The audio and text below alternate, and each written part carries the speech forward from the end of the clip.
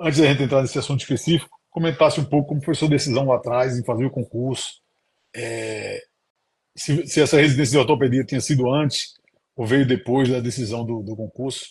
Bom, antes de mais nada, obrigada pelo convite, né? Não só por você me considerar referência nas coisas que você falou, mas como por eu ter a responsabilidade de levar para tantas pessoas, né?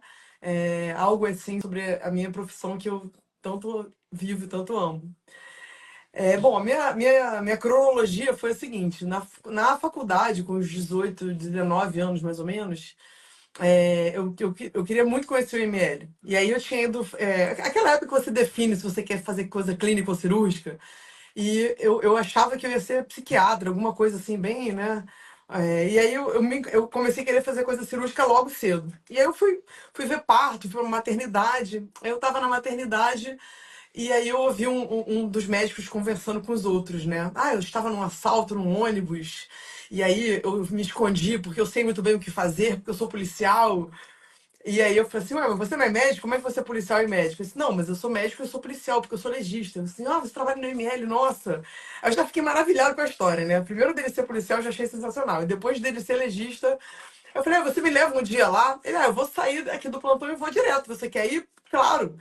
Na época era orelhão de escado, isso eu tô falando em 1994, por aí. Aí liguei pra minha casa a cobrar, informei pra minha família que eu não ia voltar, porque eu ia ver alguma coisa de parto de alguém na rua. E cheguei lá no IML, né, numa quinta-feira.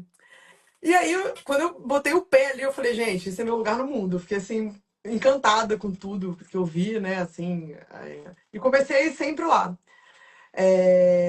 Tenho várias histórias para contar desse dia, né, porque eu conheci logo o técnico de necrópsia e a pessoa que datilografava os laudos na máquina de escrever mesmo. Era um plantão de quinta e eu acompanhei essas pessoas, esses dois profissionais, eu acompanhei eles até a morte deles. Eles morreram na minha época, quando eu era diretora do IML.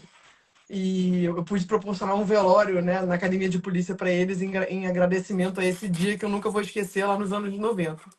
Enfim, eu comecei a frequentar o IML e quando eu tive, na época, a matéria de medicina legal era obrigatória, era bastante puxada na minha faculdade e as provas eram difíceis. E na primeira semana de aula a gente foi visitar o IML. Só que quando a gente chegou lá, era uma quinta-feira, estava todo mundo lá que eu já conhecia.